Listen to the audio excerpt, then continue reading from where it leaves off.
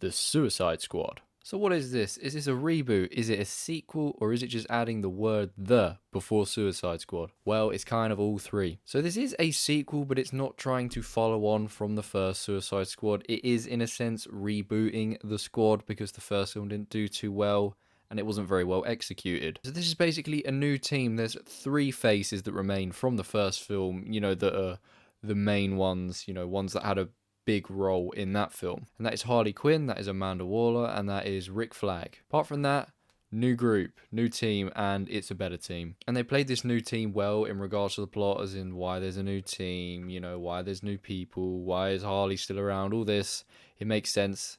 They did it well. They got it out the way. They ripped the band-aid off so you can enjoy this movie with this team. And the cool thing about this movie and this team is everyone felt expendable, which it didn't really feel that much in Suicide Squad 2016. In this film, it felt like no one was safe. Felt like anyone could die apart from your usual people like Harley. She's not gonna die. But everyone else, it kind of felt like, man, they could croak it any minute now. Like, no one's safe. And because the cast was such an all-star cast, you're not really thinking that, they're gonna kill them off, but no one is safe despite who they are. You're going to recognize everyone. You're going to recognize all these faces. You're going to have seen them somewhere before. I know I did for, I think, everyone, bar like a couple people, but everyone you're going to know. Which is why the whole expendable thing is kind of what makes it crazy, because you think, Jesus, wow, they were barely in the movie. It's a big name. Bye. And just to get this out of the way, this movie is crazy. It's stupid. It is ridiculous. But it's good fun. It is one of the most ridiculous movies I've seen. It's probably the most ridiculous superhero or comic book movie I've seen. But it worked for this. This is the theme and the style that this movie needed. It's just 2 hours and 12 minutes of this crazy, ridiculous fun. And it's quite a long run time, of course, but at no point does the movie drag. It feels like you're there for a while, like you're watching a long movie, but not in a bad way. It feels like you're watching a long movie and there's so much going on and there's so much just good shit in the movie, but it doesn't drag, which is the main thing, because you get a movie like this wrong, this is going to drag, but it doesn't, as I just said. And this film, it started off really well, really strong start. I was sucked straight in. It was funny, it had action. I was like, yeah, this is it, room for a good movie here. And it rarely dipped. It stayed strong pretty much throughout the entire movie. There's a few moments where maybe your head wanders a little bit, or a little moment you sort of think, okay, can we move on to some other stuff? But overall, the plot was really strong, and it stayed very strong, and it had some very memorable and notable key moments. And what I mean by that is you can think of the movie split into segments, based on cool things that happen in each segment, which I think is a good sign of a movie. If you know what I'm talking about, you remember something cool that happens in the first part, and then the second part, third part, fourth part, fifth part, and then that's how you kind of split it up.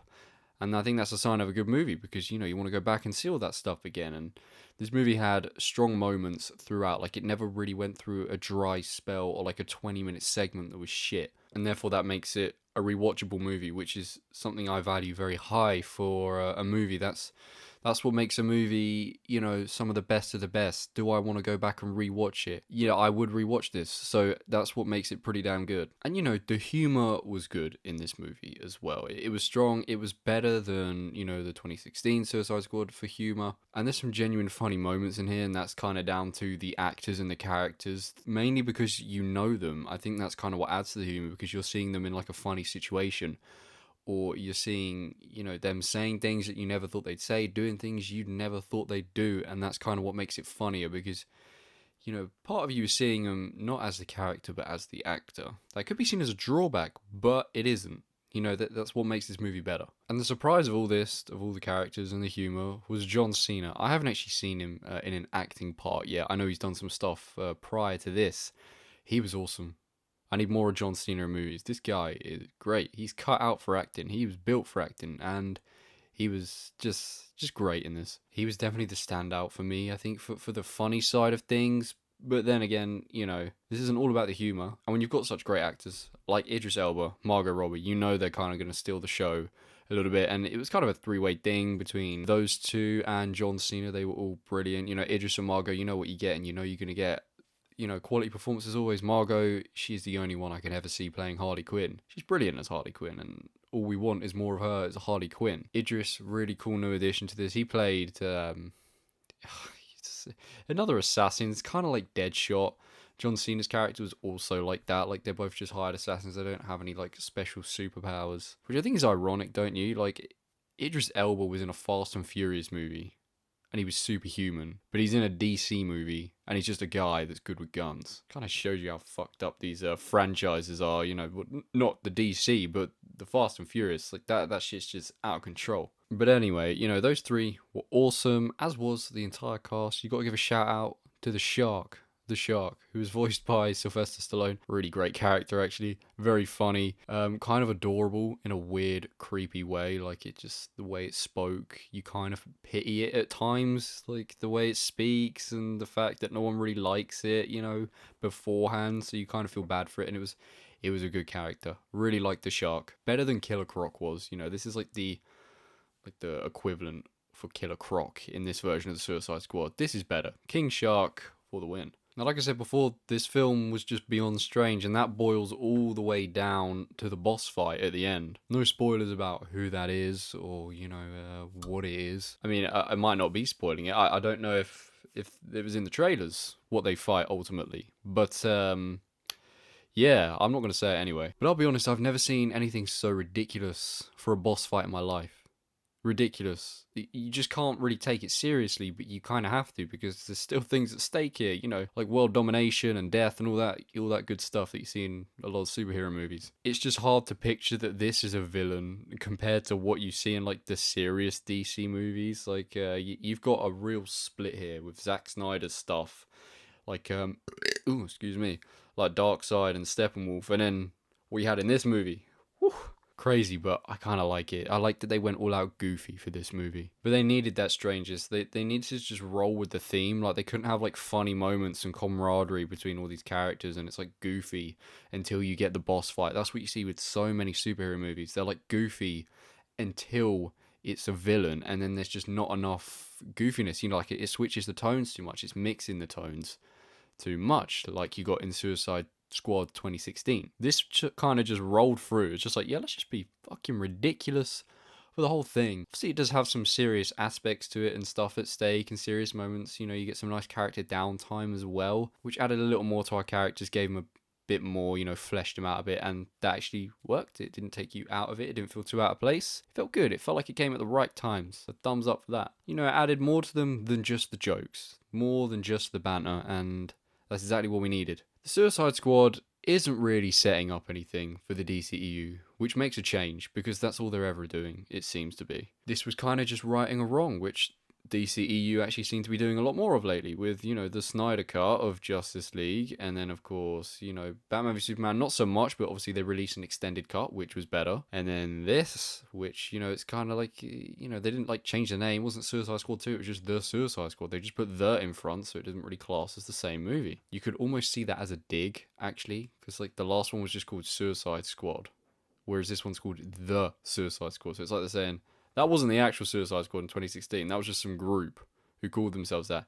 This is the Suicide Squad, you know what I mean? But I like it. You know, DC has shown they're not afraid to redo something. And the original wasn't bad, but like I said, it suffered with that whole mixed tones thing. Like, it couldn't really decide if it was trying to be, you know, a serious part of the DCEU where it's like, you know, linking onto Batman and Man of Steel and all that stuff, or was it trying to be a comedy? Like, it was trying to do both, and it just didn't work. It didn't balance, it didn't play out well, and the villain was kind of crappy, and it just didn't work. It didn't choose a tone.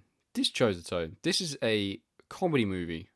Okay, that's what it is. This is comedy action.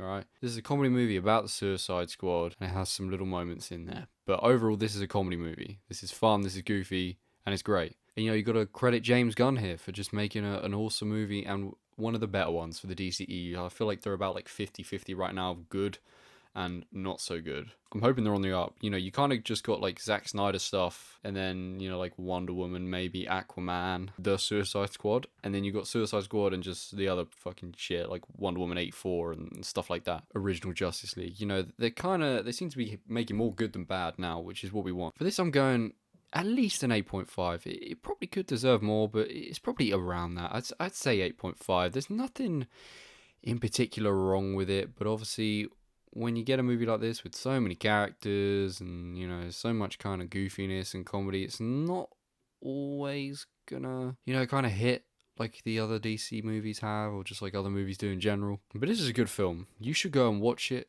You should go have a good time with it. This is a definite popcorn movie. I got myself a large popcorn, went to see it with a friend. Good movie. Really good movie. You'll have a good time. You'll have a laugh. You'll get to forget about everything for like 2 hours, which is nice. You zone out for 2 hours and just enjoy a good, fun movie. This movie showed that not all the DC stuff has to be dead serious. I mean, I think for DC, their movies are better when they're dead serious. You know, that it suits them more. But they showed here that they're capable of making something that isn't serious, that isn't really about their ongoing story or timeline. I mean, whatever the hell that is anymore. You've got like so many separate timelines of DC with Zack Snyder stuff and the original stuff. I mean, who fucking knows what's going on with that franchise anymore? But yeah, go see this. You don't need to see any other DCEU movies. It's kind of irrelevant. I didn't pick up any Easter eggs in this or like things because I don't really think it was that sort of movie. But there is end credit sequences. There's two. There's one quite early on and there's one at the very end. So, you know, stick around for that if you want to see them. You know, there probably was stuff in there, but I just missed it. You know, I don't have the best eye for stuff like that. But what I can tell you is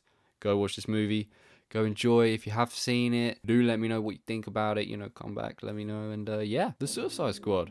Better than 2016, for damn sure. Thank you all very much for watching. See you in the next one.